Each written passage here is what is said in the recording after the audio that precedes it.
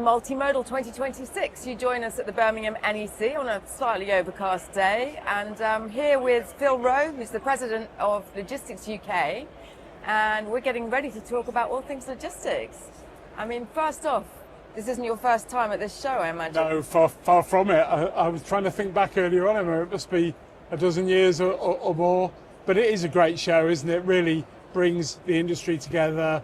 All sorts of different services, buyers, a lot of buyers come to this show. And I think certainly over the last 2 or 3 years, it's gone from strength to strength. And of course, we at Logistics UK sponsor the show, working with Robert and his team. And I believe you're doing some speaking and announcements whilst yes, you're here? Yeah, we've got 3 or 4 things that we're doing. So we're launching our logistics report this morning. Later on, I'm launching our skills report, which is quite interesting timing for that. Session with the military tomorrow, and I'm also speaking in collaboration with a number of other trade associations as well on things like sustainability. So an opportunity to join the debate with other people. Yeah, very much so, and to actually bring the debate together, because so many organisations, we've got so much in common, particularly with trade associations, that working together is an increasing feature. So we probably need to start talking about logistics itself. Yeah. But what would you say are the main themes, the main challenges and opportunities in logistics at the moment? Well, I think it's twofold really. First of all, there are a lot of short-term pressures that are driven by increases in costs that have been pushed towards the industry and a flat economy. Yeah. And that's making operating circumstances really tough for the sector. Buyers probably have the whip hand over sellers, I think, at the minute. And at the same time, there's a whole series of long-term, really sector-changing pressures that are here. Decarbonisation, skills, and bringing enough people into the industry, and also an emerging need to support the country with the military as well. Yeah. So there's a lot of things going on at the minute, a lot of pressures. Not to mention the continually changing geopolitical landscape, which we have to be reactive to. Do you know, there's been so much change in that area that it's a constant feature, isn't it? And it looks like it's going to stay as a constant feature. I think those perhaps halcyon days may have gone. The sector's always been brilliant at adapting to circumstances. You know, we're a sector full of problem solvers, and so I think we react well in those circumstances. And it's a good job, really, isn't it, with all these pressures coming at us? Yeah. I mean, you said it's a sector full of people who are able to troubleshoot and make decisions, but we're also facing a skills shortage. So how do we encourage people to join? Yeah, I mean, a big part of helping people to join the industry is to make people aware of the fantastic careers that exist in the industry, and that's why we launched Generation Logistics 4 years ago. Can you tell us a bit more about that? Yeah, by all means. So it's a campaign with about 40 sponsors to explain the opportunities with the industry, to get more people interested, and also to help schools and colleges know the careers, the logistics industry. Because we were talking earlier, that's one of the issues really, is that the kids at school don't ever get to hear about logistics. Yeah. When we started, you know, Emma, 4 years ago, we did a survey of careers officers in schools. 0% had any materials or knew anything about logistics. We did the same survey earlier on this year, and we've moved that to 60% of schools. We give them free career guides. We give them lessons that are themed around logistics for maths, for geography and for IT. And so what we're seeing is a pickup of people that are interested. What we now need is a better economy, so there's more roles. I mean, I think we missed a beat as an industry after COVID because we were in the spotlight for a little while and somehow that seemed to go off the boil. Yeah, I mean, you know, you can't stay in the spotlight forever. No. So it's a bit of a natural turn of events, really. But what we've got to do is to get young people speaking to young people. We had 200 young people in the House of Parliament last week telling their stories. Right. They don't want to listen to old people like me. They want to listen to people in their 20s about what's happened and what their experience of work has been.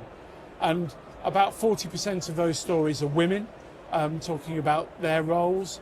About 20% show more ethnic diversity Right. as well, because we need to balance up what's going on in the industry against society Sure. in general. And people need to be able to see themselves Yes. in order to want to join. So you're absolutely right. I'm sure that young people, encouraging young people. And those stories, those a week in the life of, Yes.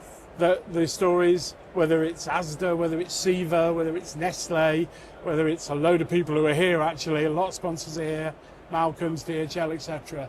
They're the bits that people like the most. Because it is the hidden industry that makes everything work. And I Yeah. think once you get people a little bit interested, they understand the diversity, they understand all the different opportunities there are, then you Yeah, can I get mean, them we, hooked. we always say nothing moves without logistics. Right. And that's, it can be seen as a blasé statement, but it's absolutely true. But what we find, what we try and encourage, and we do a lot of this through social media, is curiosity. Yes. Ask a question. And so we've simplified the language to make it easier for young people to I mean, understand. the language thing is a problem, all the acronyms, etc., absolutely. isn't it?